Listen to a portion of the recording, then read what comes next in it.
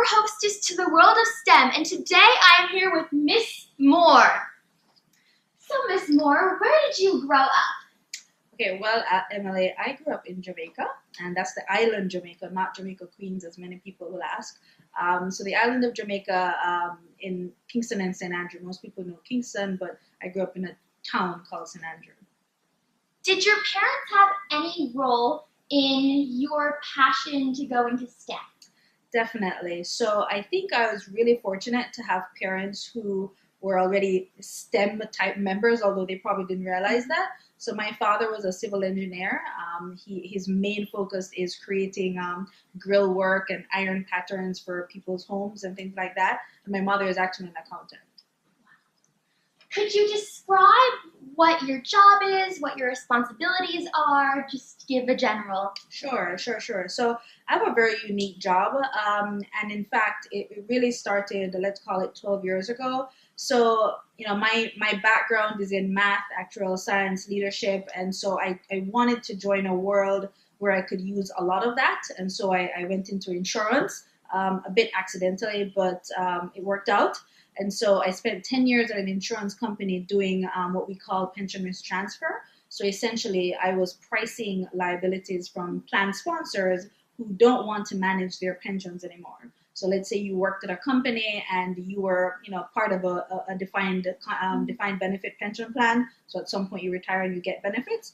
Most plan sponsors don't want to do that anymore. They don't want to manage that. So they offload that risk to an insurance company. So before, I used to price that. Now in my current role, I actually help those plan sponsors consult around actually offloading those liabilities off of their balance sheet. Wow, that's very unique. It is very unique, yes, thanks. What is your favorite part of your job? The favorite part of my job actually is the analysis that goes into some of the work, finding creative solutions for some of these clients. The fact that you really help them from an economic perspective to focus on what their core business line is.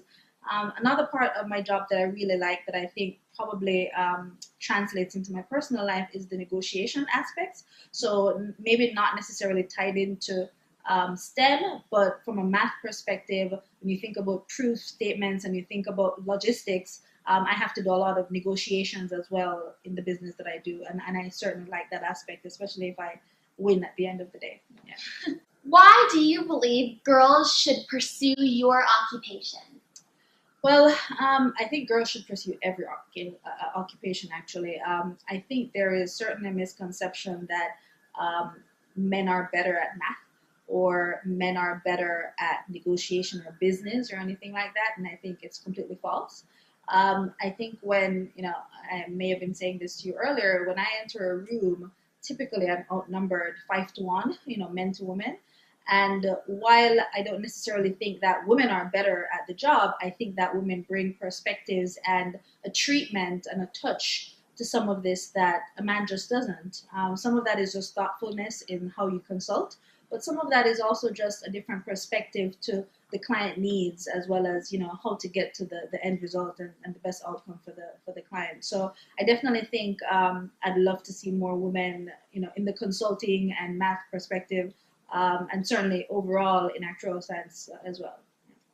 Why do you think girls should pursue STEM in general?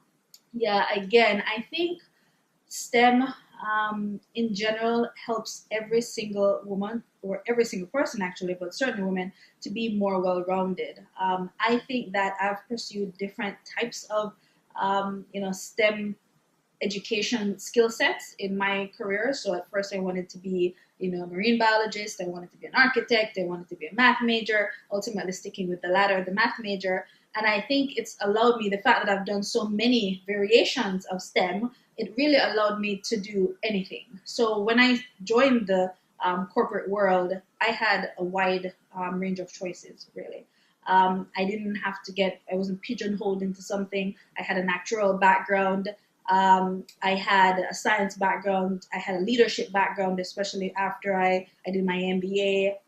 So I think it really just has allowed me to be more well-rounded and be able to do anything. And also it's given me the leadership skills to mentor other people as well, so they can get to the next step in their career as well.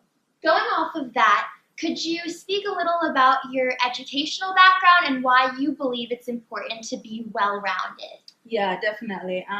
So when I grew up, I grew up at a Jesuit co-ed school in Jamaica that was very focused on STEM type activity and making sure that both boys and girls had full science, technology, math type background. And so that definitely set the route for where I wanted to go.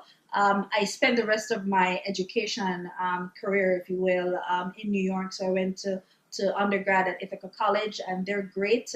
They have a lot of music programs, but also a really strong math program.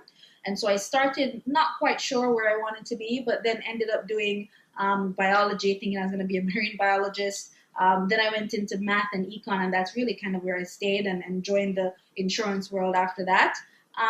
Through the years, I navigated where I really wanted to be. I really loved leadership. I really liked mentoring. I really liked speaking to people and being a problem solver.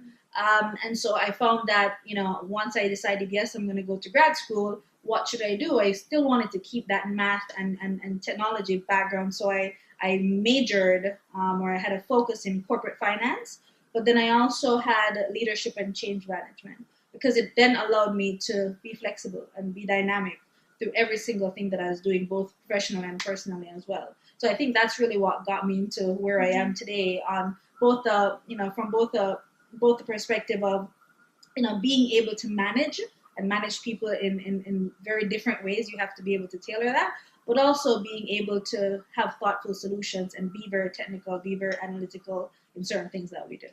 With all of your experience in many different STEM fields, could you speak about if you faced any discrimination as a woman, how you've handled that personally, and what advice do you have for other girls to be able to handle that? Yeah, it's a good question. I would say that I've been lucky in terms of not having too much discrimination, and I think part of that is the confidence that you walk into a room with, and I think that's usually where how I lead. So I've walked into the room and, maybe they hear my name or they know that the leader of the group is coming in to give a meeting, but they had no idea it was a woman or no idea it was a Black woman. And so I walk in and maybe they're not sure if it's me. So that's some of the, not direct, but maybe indirect discrimination that I've found. And I think that I combat that very, very well. Because once I start talking and once you start, giving them the expertise that they're like, oh my gosh, this person actually knows what they're talking about, then it goes away very quickly. But I'd say it's that subtle discrimination that you'll always find. And again, you have to be very confident to combat that and make sure that you know your stuff. Right? Yeah. Why do you believe it's important, even if a girl does not go into STEM fields, that they have a background of a STEM education? Yeah, I think that's really, really important. So as I said earlier, you want to be able to be dynamic. Even if you are a lawyer or you go into acting, it absolutely helps to have a foundation of, being able to problem solve, right? Which you get from math or technology, being able to put things together, understanding how the mind or the body works. So I absolutely think that every single thing you do, even if you're in a field that's not necessarily STEM related, somehow, if you look at the backdrop of that, it does have some sort of STEM framework. And I think that's important for everybody to get that foundation. So now we have a few fun questions to get to know Miss Moore a bit better. Yes. So the first question I have for you is, what is your favorite city?